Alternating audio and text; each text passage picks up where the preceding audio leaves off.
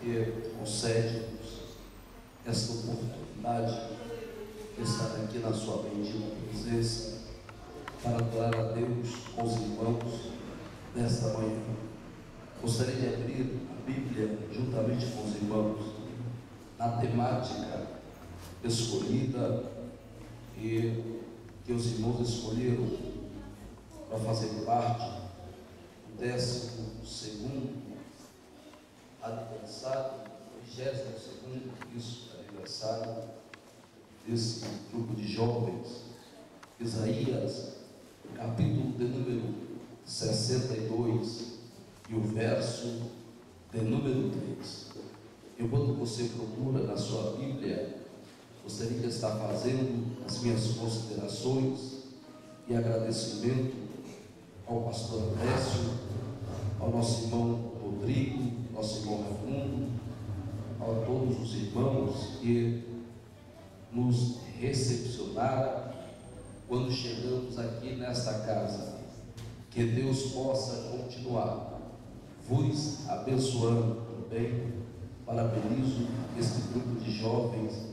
Que Deus venha continuar estendendo as suas mãos onipotentes sobre as vossas vidas.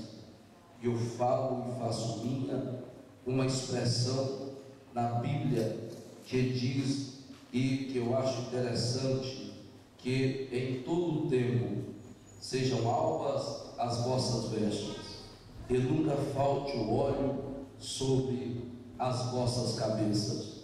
Que Deus possa vos abençoar grandissimamente.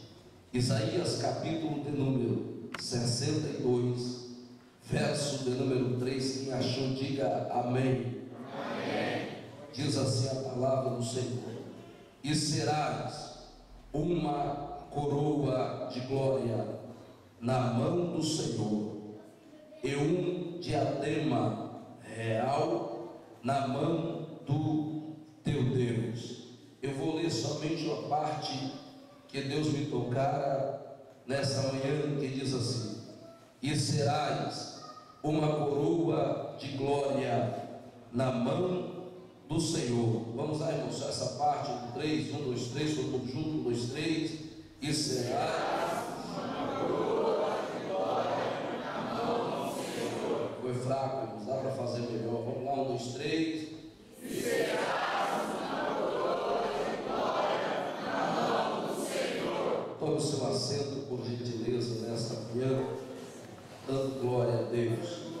Meus amados e meus queridos irmãos, eu lendo essa passagem bíblica, meditando a respeito desse assunto, que no qual o profeta chamado Isaías, que é conhecido como o profeta que introduziu e trouxe-nos a teologia neotestamentária. Isaías, ele foi o profeta que mais mencionou acerca do nascimento e o cotidiano até o sofrimento do Messias.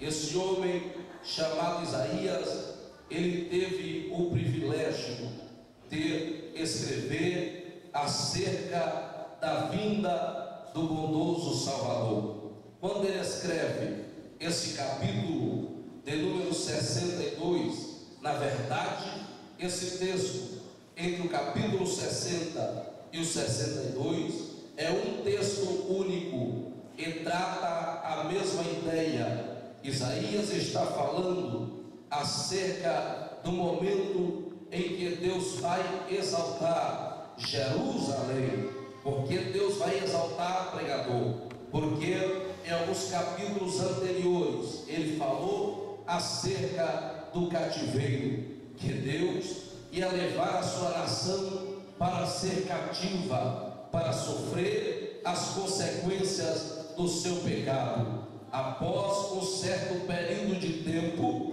Deus ia trazer de novo a sua nação santa, que ele escolheu para exaltar, mostrar que Deus ainda trabalha e opera de forma maravilhosa na vida daquela nação. Então Deus está falando através do profeta no capítulo de número 62, que a nação será humilhada, que a nação será quebrada, mas Deus vai mudar o quadro e a situação da vida dela. No verso de número 4, eu acho interessante, o profeta diz que a nação será chamada de desamparada, uma terra em que ninguém manda, uma terra que Deus não está mais de olho. Mas eu disse, não será mais desamparada, não será mais assolada, porque eu vou mudar o teu nome, passará a chamar Efzibá. Deus está dizendo, passará a chamar Efzibá, e também passará a chamar Beolá. Deus está falando que vai mudar o quadro e a circunstância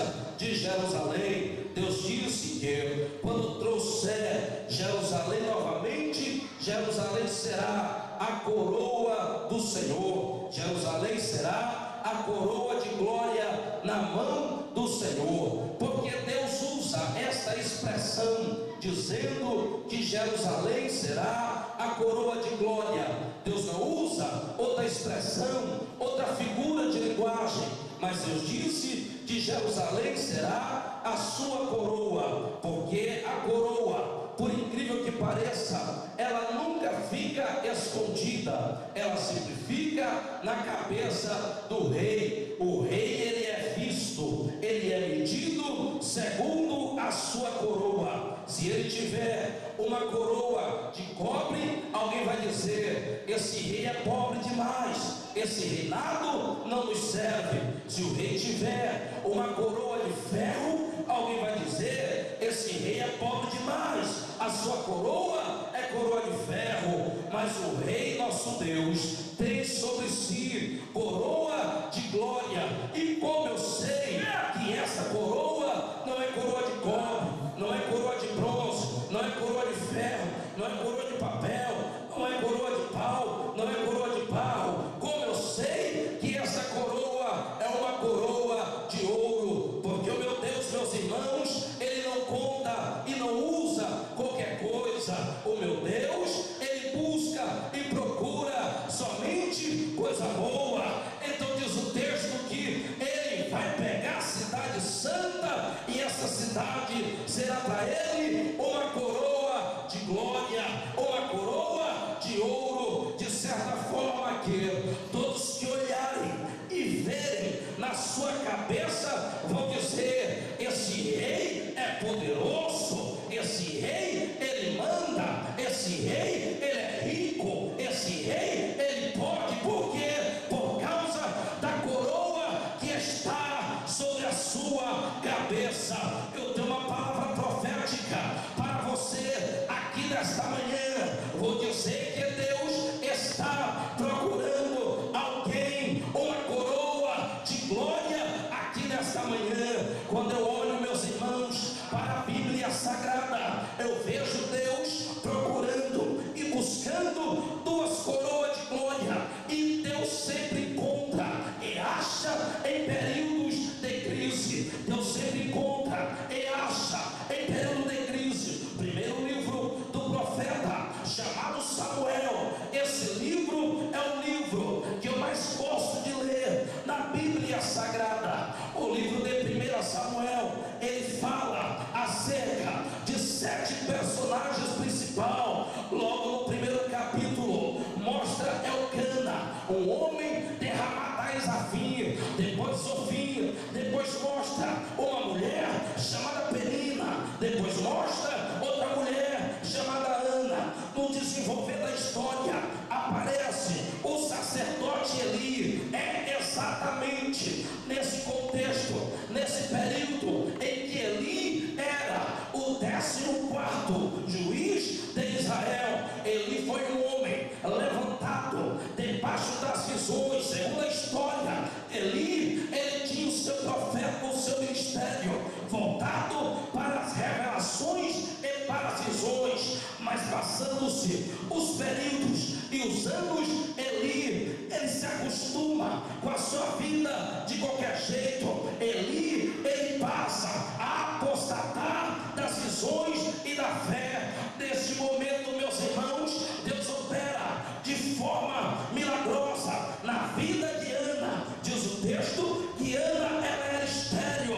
Ana entra no templo, vai orar e vai falar com Deus. Eli já tinha o seu ministério em decadência espiritual. Olha para a irmã, julga a causa dela, a tem por embriagada. Então Ana disse: Senhor, eu não sou uma mulher embriagada, mas eu estou atribulada de espírito. Então ele olhou e disse: mulher, então faz o seguinte, vai para a tua casa, que o Deus Todo-Poderoso te conceda segundo aquilo que deseja o teu coração.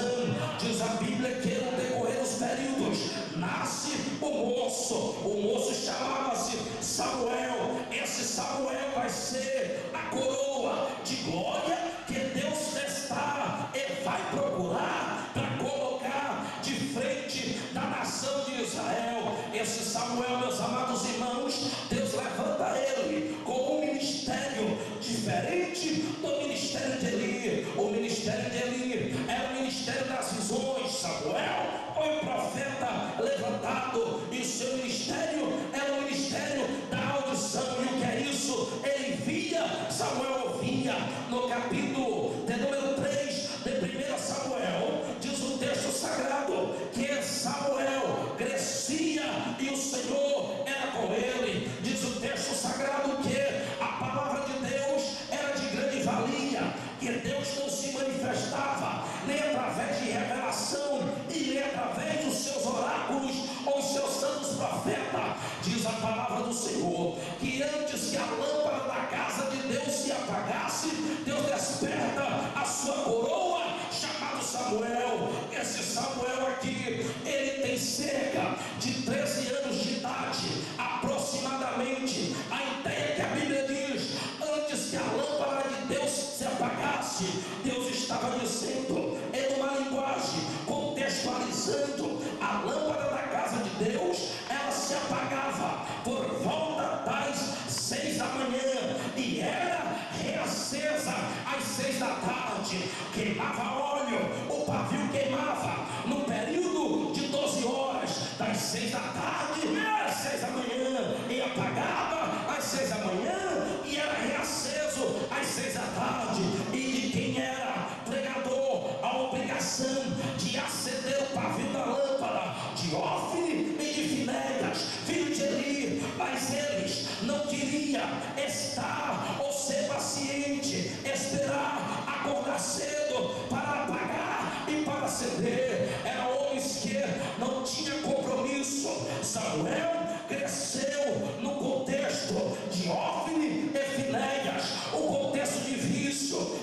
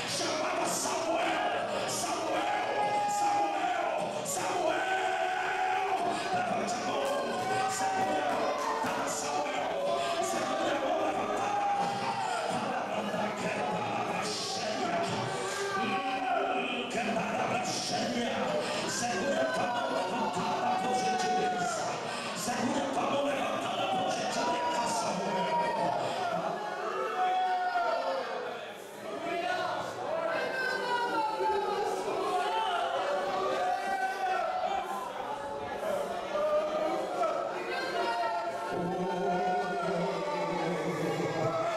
segredo de Samuel era esse: estar do lado do azeite. O segredo de Samuel era esse: estar do lado do azeite. Aonde tem azeite, Deus levanta profeta. Aonde tem azeite, Deus levanta cantor com autoridade. Aonde tem azeite, Deus levanta pregador. Aonde tem azeite, Deus levanta caráter.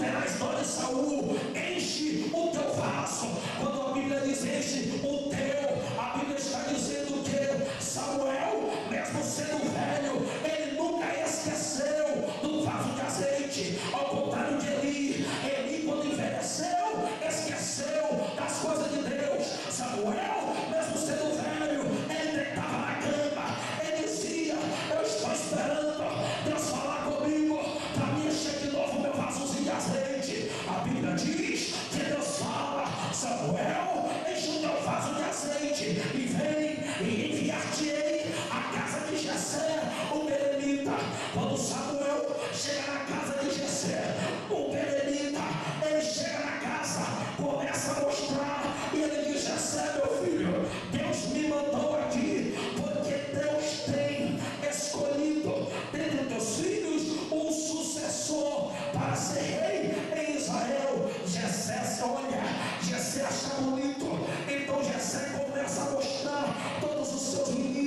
A Bíblia diz que Jessé chama Eliabe, o mais velho. Eliabe passa.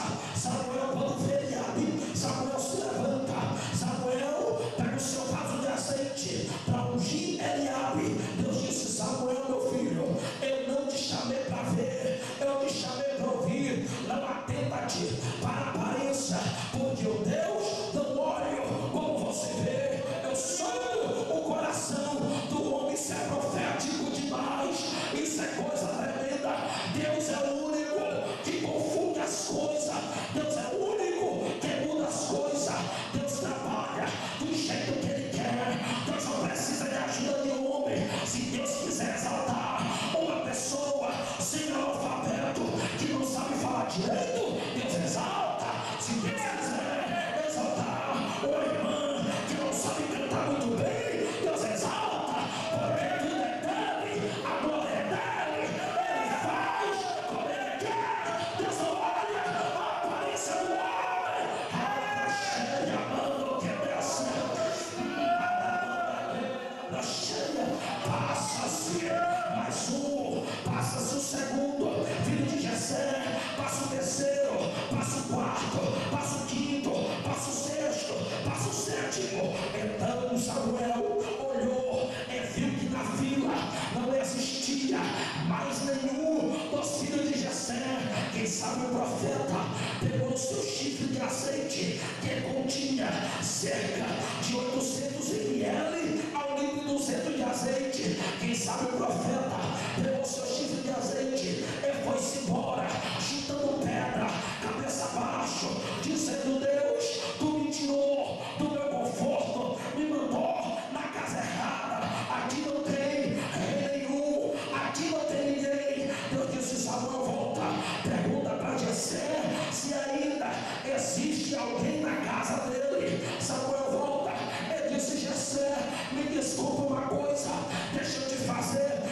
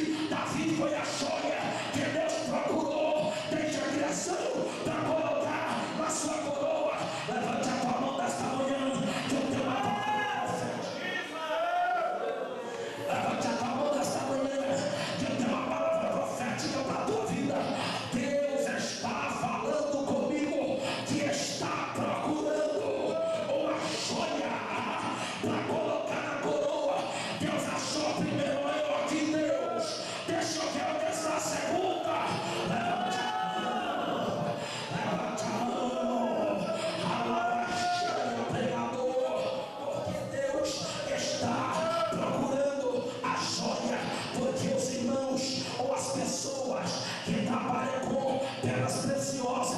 Eles dizem que as pedras preciosas não é fácil de ser achado. Você não acha pedra preciosa na rua, você não acha pedra preciosa em Areião, você não acha pedra preciosa em qualquer lugar. Você acha pedra preciosa nos piores lugares que existe. Por exemplo, o diamante é uma pedra que está debaixo de solo vulcânico. Por exemplo, o ouro é uma pedra que está debaixo do solo. Dá muito trabalho procurar pedra preciosa.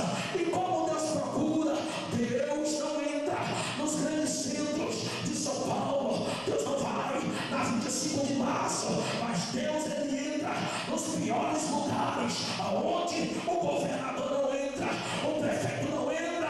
Deus entra nas facções criminosas, Deus entra nos presídios, Deus entra nas periferias, Deus entra na tua zona de conforto, Deus entra lá procurando alguma coisa preciosa.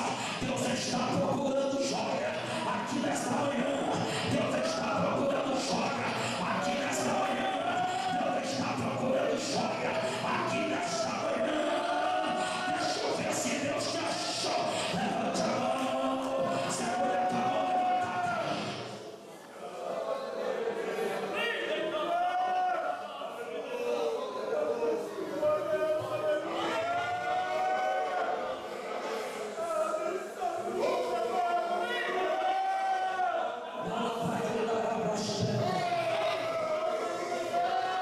Deixa eu dizer uma coisa para você. Deixa eu falar uma coisa para você. Tem gente que diz: eu sou crente porque eu encontrei um caminho. Mentira. Você é crente porque Deus te achou primeiro. Deus te achou perdido. Deus te achou cheio de crise. Deus te achou todo doente, sentimental, quebrado, arrasado. Ninguém dá jeito na minha situação. Deus procurou, vasculhou, tirou entulho. Deus te achou e disse: vem cá, eu dou jeito, eu dou jeito, eu dou jeito, eu dou jeito. Então abre a boca nesta manhã, abre a boca nesta manhã, abre a boca nesta manhã. Palavra cheia, palavra que manda que eu dou na cheia, que dá na cheia, pegue na mão do santo que está no seu lado.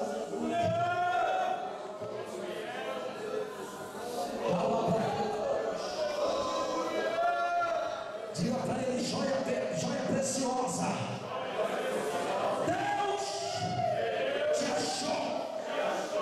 Diga: joia preciosa.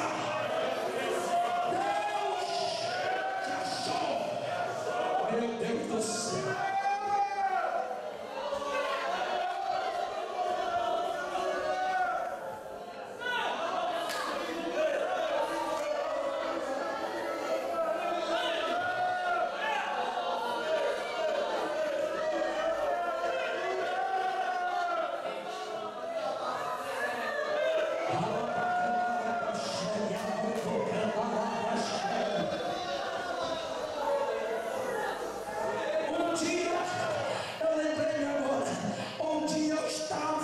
Assistindo uma reportagem em que a repórter foi entender esses garimpeiros que procuram pepita de ouro. Aí daqui a pouco a repórter estava caindo, só achou uma coisa.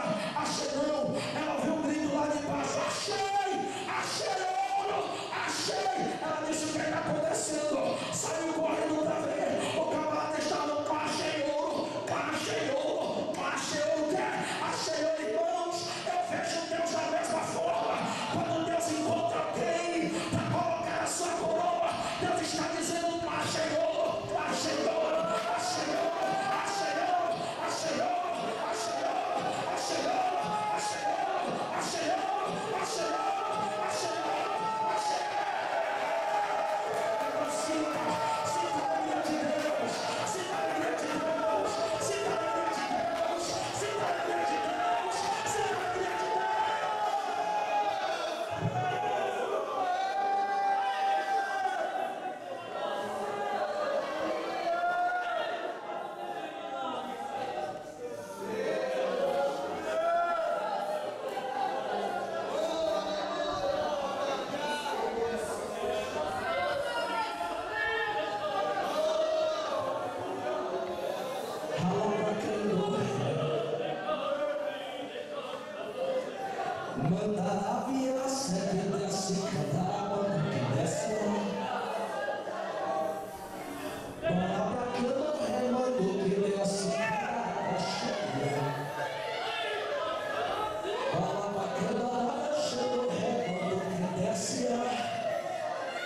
pois será como uma coroa na mão do Senhor. Pois será como uma coroa na mão do Senhor. Pois será como uma coroa na mão do Senhor. Pois será como uma coroa na mão do Senhor. Pois será como uma coroa na mão do Senhor.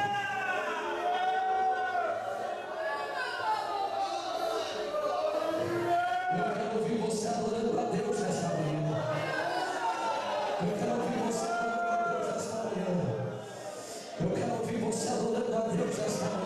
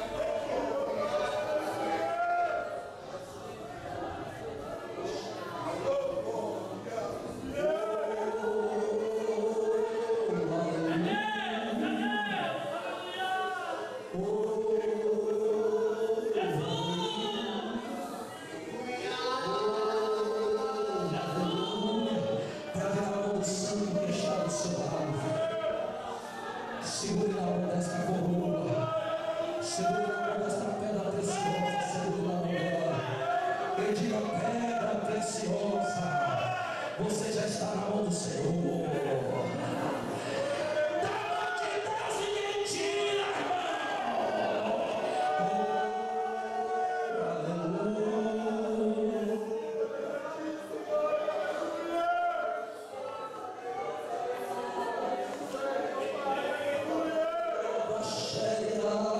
Escute uma coisa aqui.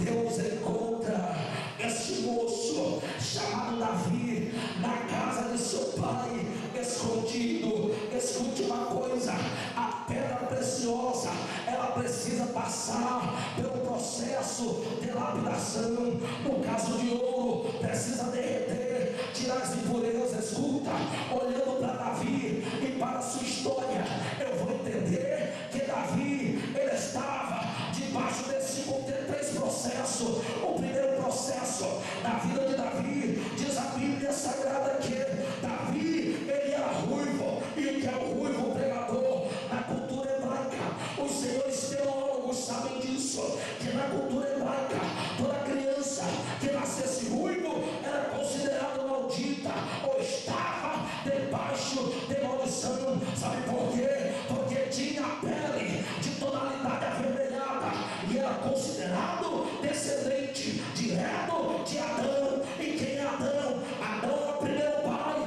veio do barro. Adão significa pele vermelha, ou aquele que veio do barro. As pessoas, quando iam plantar e não tinha sucesso na plantação, saía chutando solo, cuspia no chão e dizia: maldito seja o solo por causa de Adão. Nenhum pai que tinha o filho de pele vermelha sentia prazer de convidá-lo para as refeições familiares. Estava sempre em último plano, escondida. Trocando isso por uma palavra simples, para que você entenda: Davi, ele era o moço que, segundo a sociedade ou seu período, Davi não tinha sorte.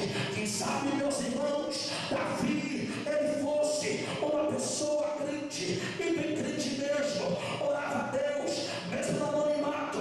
Davi orava a Deus. Mas se fosse nos nossos dias e período, pessoas sem sorte, hoje a máxima da sociedade é você ter sorte. Todos os dias eu recebo uma mensagem no meu celular dizendo: envia a palavra tal para o número tal, para ganhar 10 mil, 20 mil, 50 mil, porque hoje é seu dia de sorte.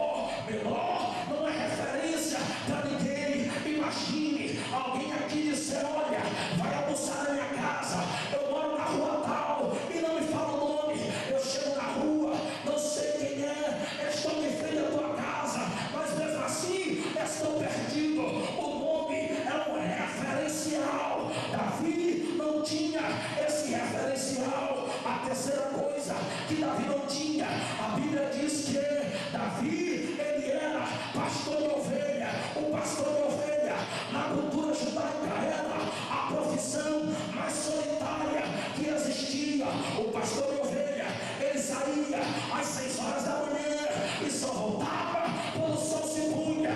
Ele só voltava às 6 horas da tarde, quando ele percebia que todas as suas ovelhas estavam bem guardadas. E o que é isso?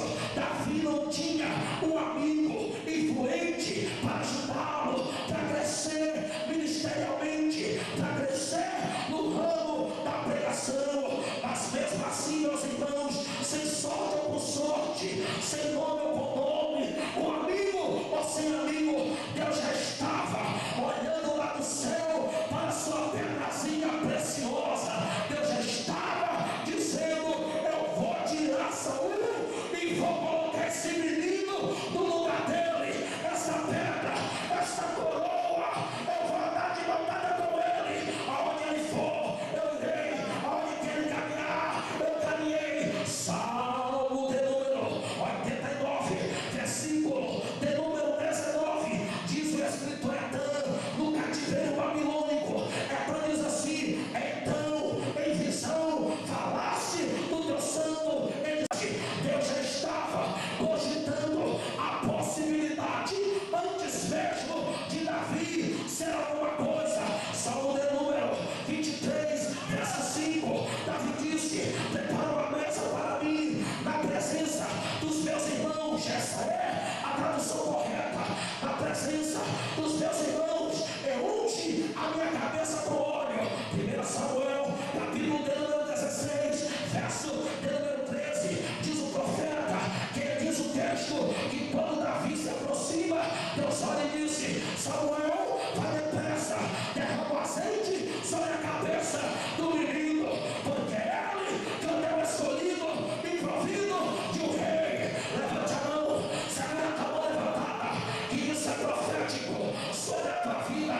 Talvez você entrou aqui nesta noite dizendo: Deus, eu não tenho sorte. Se eu tivesse sorte, a situação seria melhor. Talvez você entrou aqui nesta noite dizendo: Deus, eu não tenho nome. Se eu tivesse um nome, as portas se abriam. Talvez você entrou aqui nesta manhã dizendo: Deus, eu não tenho amigo. Se eu tivesse amigo, as coisas iam começar a fluir. Deus está falando comigo: eu não preciso de muleta, eu não preciso da tua sorte, eu não preciso do teu nome, eu não preciso do teu amigo. Te prepare coroa, chamado Davi, para andar de mão dada comigo. Eu vou começar a te apresentar por aí, Davi. Levante a mão.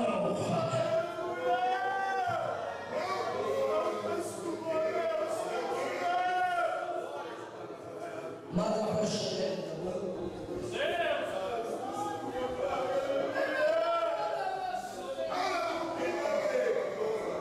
Oh, te coloque de pé. Te coloque de pé. Te coloque de pé. Diga para esse Davi que está do seu lado. E diga: te prepare para ser uma coroa na mão de Deus. Diga: Davi! Não, vocês estão com sono, irmão, não dormi a noite inteira. Diga: Davi! Te prepare para deixar o campo abandonado, a falta de sorte. Te prepare, porque Deus vai te pegar na mão dele. Vai ser coroa. Diga: o diabo não vai tirar você mais da mão de Deus.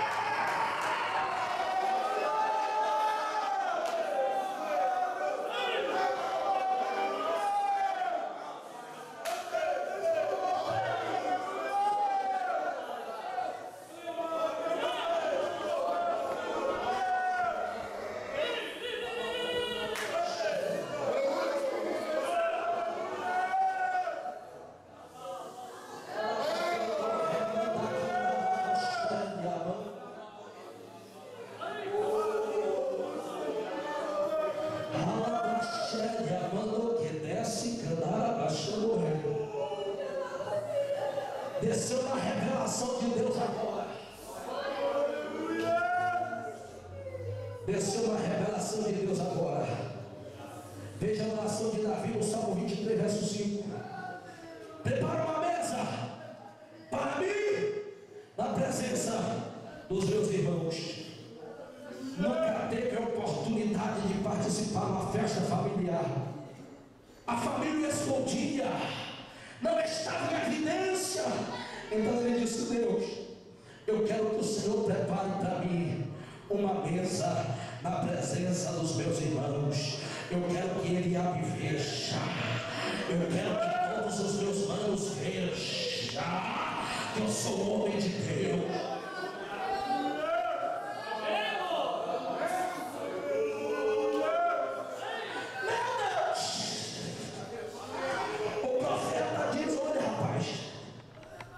Não nos assentaremos em volta da mesa enquanto esse moço não chegar aqui. Deus já estava cumprindo o desejo do coração de Davi. Davi! Tem almoço hoje para você, Davi. E outra coisa, tem um homem lá em casa e ele tem um chifre de azeite. Eu acho que ele é profeta. Davi escreve o Salmo 8 no campo, verso 4, ele diz assim: nem Davi acreditava na chamada dele. Ele diz: quem é o homem para que deles te lembres? E quem é o filho do homem para que faça menção do seu nome? Então eu vou. Davi, quando chega dentro da casa, ele vê Eliabe, Jonadab, Simei, todos os irmãos dele lá, tudo em pé. Samar, Simei ao quarto, todo mundo em pé. Quando ele vê a mesa, e ele lembra Salmo 23, versículo 5. Prepara uma mesa para mim na presença dos meus irmãos. Eu unges a minha cabeça com óleo.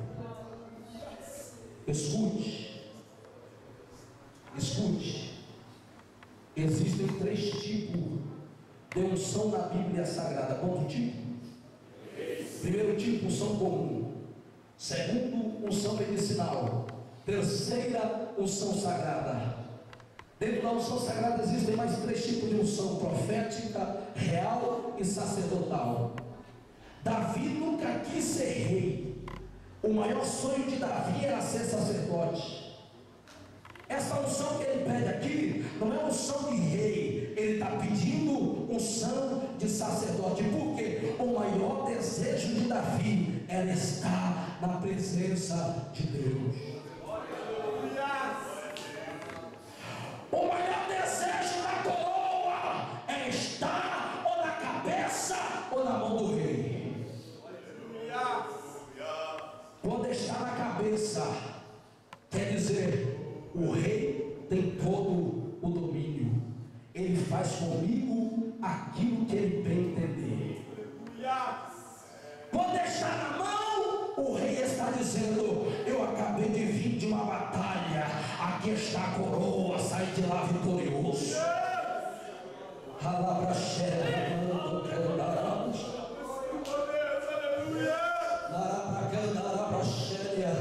Existem para cada unção dessas, existem uma quantidade de azeite. Para ungir o profeta era necessário cerca de 500 ml de azeite. Quantos?